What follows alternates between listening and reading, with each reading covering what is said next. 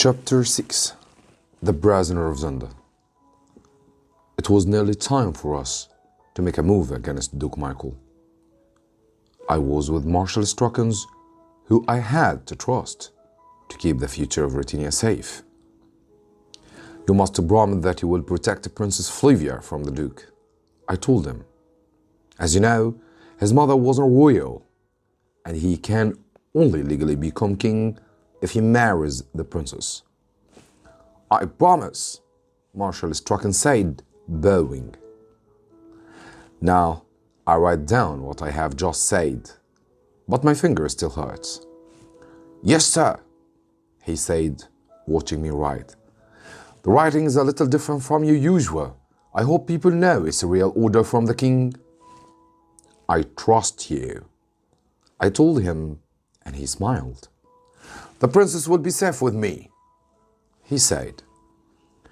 I returned to the palace and told Zapt and the Freds to get ready to go to Zenda. There was only one thing left for me to do before we went. I went to tell Flavia that I was leaving Strelsau to go hunting. So, you would prefer to hunt animals than do your duties in the capital? She asked quietly. The thing I hunt is a very big animal, I explained, because I'll be hunting Michael. The princess looked very worried. This will be dangerous, she said. If I don't come back, you must become queen for me. She then stood tall and said, I don't really know what's going on, but I'll do whatever is right for Britannia. If that means becoming the queen, then so be it. Thank you, I said.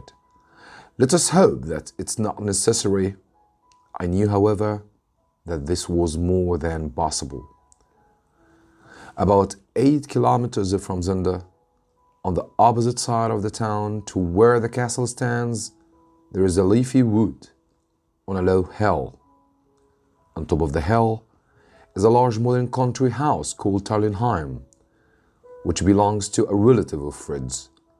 He doesn't often visit the house, so when Fred's asked if we could use it for a hunting trip, he happily agreed. So, the next day, Zapt, Fred's, and I set off from the capital and arrived at the country house at about midday, with a very large party of servants and 10 brave and strong gentlemen that I trusted.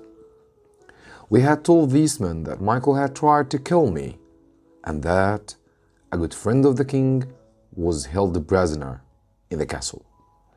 They knew it was our job to set him free, and being brave and loyal, they didn't need to ask any more questions. However, it didn't take long for Michael to hear about our arrival, and after only an hour, we were visited by 3 of his famous 6 men, the Ruthenians, Lindgren, Krafstein, and Robert Henzo. I'm sure they knew that they were really here to hunt animals, but had a much bigger plan. The youngest and the strongest of the 3, Robert Henzo, told us how sorry the Duke was that we couldn't stay in his mansion. But, unfortunately, the Duke and many of his servants had a dangerous illness. So, it was best if we stayed away. His speech was formal and polite, but I didn't believe a word he said. I'm sorry to hear this, I said to them. I hope my brother feels better soon. And what of your friends did you get to Persnine and Ditchard? I hear that Ditchard was injured. Robert smiled at me and said, You needn't worry. Ditchard will be fine. Good. Perhaps you would like to stay and eat with us, I said. You are very kind, said Robert. But unfortunately we have important duties and need to get back at the castle. Of course you do, I laughed. Thank you for coming. I look forward to seeing you all again. When they had gone, Zapt said, That Robert is the worst criminal of them all. That evening, I set off for Zenda with Fritz. Our journey, we knew, could be a dangerous one, but my face was covered and we felt safe because there were many people on the roads. We didn't go near the castle, however, but went to the inn where I had stayed on my first night in Ruritania. I've been here before, I told the Fritz. Won't they recognize you then? He said, of course, just do as I say and everything will be fine. I kept the coat over my face as we entered the inn and we asked to have a meal in a quiet room at the back. When the owner's daughter brought us our food, I uncovered my face so she could see me. You are the king, she cried, almost dropping our plates. I remember you when you stayed with us. I told my mother you were really an Englishman and that you were the king. I'm sorry if we said anything bad when you stayed with us. I'll forgive you if you promise to help us, I said. I explained that I wanted to see Johan. He never comes here anymore, she explained. He works at the castle now. But you are still friends, and you must ask to see him, I told her. Tell him to meet you tomorrow night at 10 o'clock.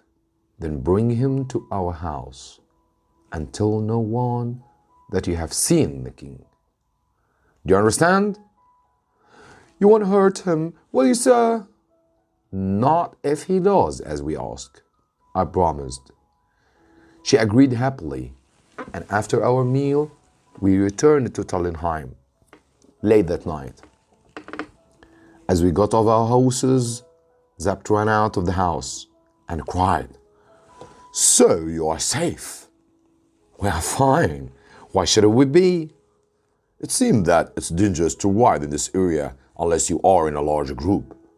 One of our men, Bernstein, went out alone in the woods today.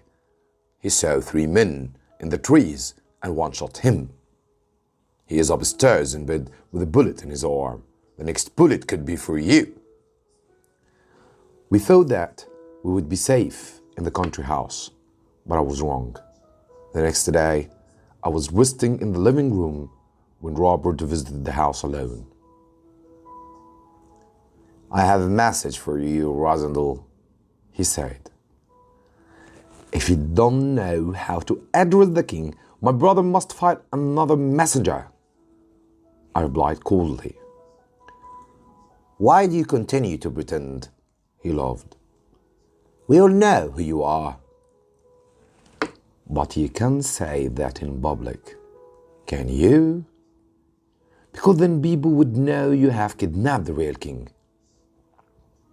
You know the game hasn't finished yet, and until it is, I choose my own name. I said. So, what's your message? The Duke offers you more than I would. He offers you a safe journey to the border and 1,000,000 gold pieces. To the Duke that I refuse his generous offer. How's his prisoner, by the way? He's still alive, said Robert. Good. Now go from here while you can, I said. Robert gave me a cold look and asked his servant to prepare his horse.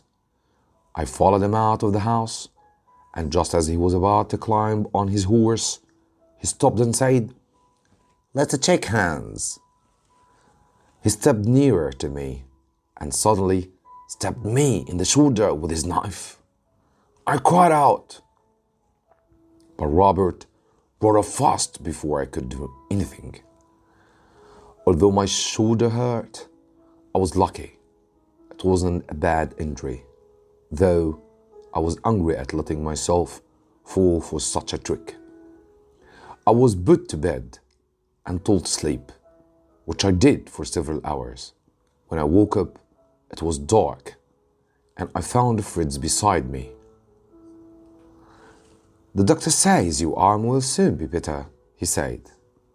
And the good news is that your plan has worked. for the girl has brought Johan to the house. He's downstairs right now, and the stranger thing is that I think is Johan's happy to be here, said Fritz. He seems to know that if Michael's plan is successful, he will be in trouble because he knows too much. This made me think that Johan would be more useful to us than I had first thought. Surely, with the right encouragement, he would make the perfect spy for us. I went downstairs and asked to see Johan. The guards had brought him in with his hands tied behind his back. I sat him down in a chair, where he sat, looking sad and afraid. As we talked to him, we understood that Johan was a weak man, but not a wicked one. He said he worked for Michael because he was afraid of him, not because he liked him, and he seemed happy to tell me Michael's secrets. He told us that there were 2 small rooms inside the castle, which he could only reach by crossing the drawbridge. The rooms were cut into the rock below the ground. One room had no windows, so it was always lit by candles.